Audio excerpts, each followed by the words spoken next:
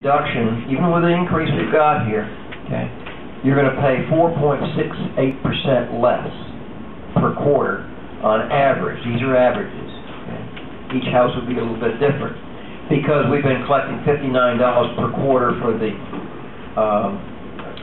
backup well, and now we're going to increase the rates a little bit to recover the negative fund balance, and we're going to collect $25 a quarter for the new meters.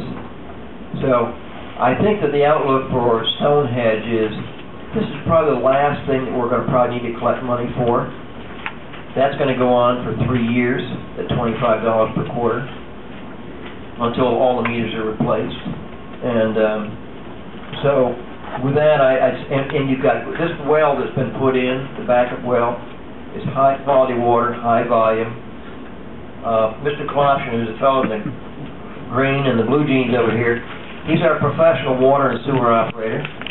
He's a college graduated person that he has more connections in Orange County when it comes to water and sewer issues. He's a real resource, and he is leading the process on this well.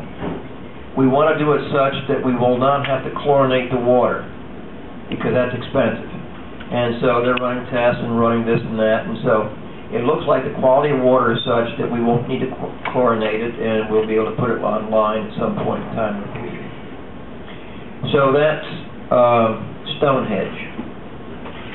The next one is Scotchtown. And if you recall, back in Scotchtown when we took it over, we took it under duress. We were boiling water. There's a little health department put a notice on everybody's door. You had to boil their water because the water was out of limits on so many different things. And then they said, oh, by the way, Goshen, congratulations. We want you to pick up responsibility to get this thing straight. And that's when Mr. Goshen came in, and within just a few weeks he got it working to where the water was in limits on everything that was required.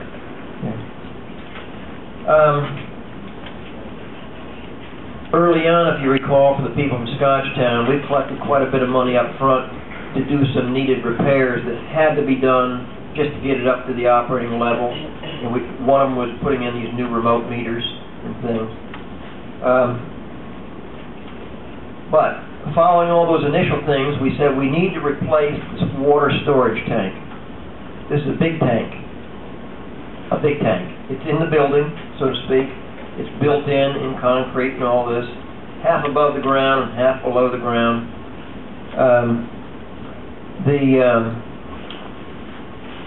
We went out for bids. First of all, we've been collecting for this for 2 years. And we went out for bids. We collected the money, had the cash. We went out for bids, and we thought we'd buy the tank cheaper than what we bought it. And we thought we could install it more cheaply than what we could install it. Thank you, Ken. So what we did is, at the time, we didn't have enough money to do both. So what we did, we bought the tank. We paid cash for the tank. The tank is delivered. It's on site right next to the building. Again, bought and paid for. The tank was $27,000. Congresswoman Annie Rabbit, she gave you a grant for $5,400 to help offset that $27,000. And so she worked, and I'm telling you, she worked. It doesn't seem like a lot of money, $5,400, but she worked tirelessly to get that because the state of New York doesn't have much money, as you can read in the paper. And she got it for us. Okay, she's got us a lot of things. So anyway, we bought the tank, it's in place. Now we have to collect the money to install it. And I've asked our engineer, I said, listen, I want the best estimate of what you think it's going to cost to install that tank. And so he sharpened his pencil and he said it's going to be between $45,000 and $50,000 to install it and take the other one out. Because they've got to dismantle the building and they've got to do a lot of reworking, piping, this, that, and whatever. Put new concrete saddles in or whatever they do. So it's a big job. Get a crane, lift it up, put it in, take the other one out. So here's where we're at. We have $12,196 in the bank right now. And what we would like to do is we've been collecting $74 a quarter toward the purchase of the tank and installation. What we would like to do is up that to $100, $26 a quarter. So that's $100 a quarter toward that tank installation. So we really believe by the end of 2011 we'll be able to pay cash to put that tank in place. Between the $12,196 we have now, plus the money that we'll collect. Now, if the current tank that we have now fails, blows out, has a gigantic leak or whatever it is, we have the tank there. What we'll have to do is borrow the money, do the job, and pay the bank back. But we don't want to do that because then you're paying the bank the interest and all that. And again, we're trying to pay as we go or we don't go. But in this case, you've got to have water. I can say this, we have the plan all ready to execute. We know exactly what we've got to do to take that tank out and put the new tank in. So if at 3 o'clock in the morning, they say, oh my, I get a call, the tank's bad and it's blown a hole and leaking all over, Mr. Klopshin knows exactly what he's going to do, working with the engineers, and they will be out there and you won't miss a beat. We'll bring in a tractor-trailer truck, and we'll use that storage tank on the truck from the pump, and this and that. We've got it all planned out to execute it so that it will be transparent to let me see, how many homes? 45 homes. So, but we've lowered your rates. You can see on here, like from 0 to 12,000 gallons, we went from $15.50 down to $13. So if you take the lower rates and increasing the $25, again, that's a 4% increase for this coming year.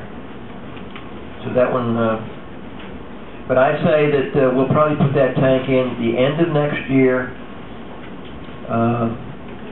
or sooner if it fails. So that's the two water districts that,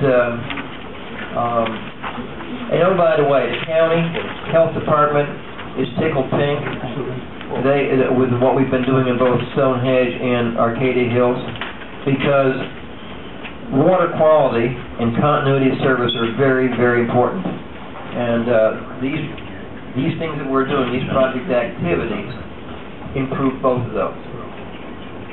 One of the things in Scotchtown, where you have brown water today, once this new tank is put in, that will go away.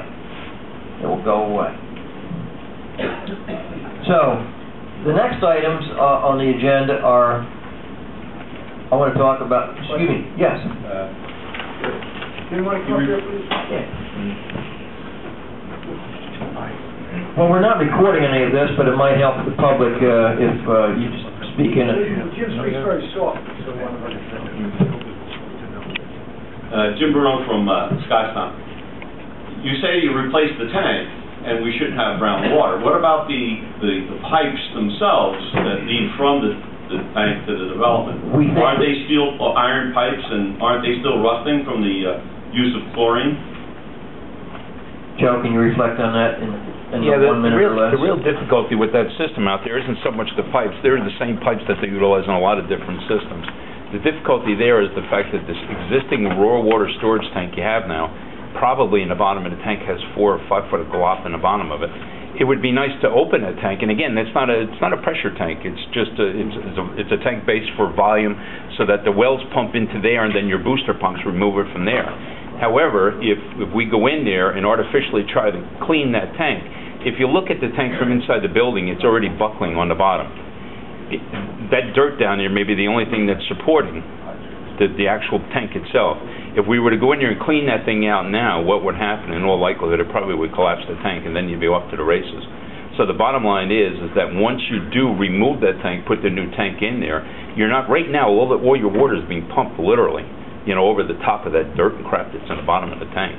There's no way to get it out of there without damaging the tank. But Joe, your position is though that the lines themselves should not add material to the water? No, not at all. This stuff is not being collected in those lines? No. We flush those. It's flushed. It's flushed twice a season, April and October. Mark already did it this month, I believe. So. All right, thank you. Yep.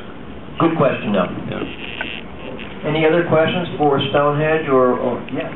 I'm not from Stonehenge. My name is Christine Fitzsimmons. I'm from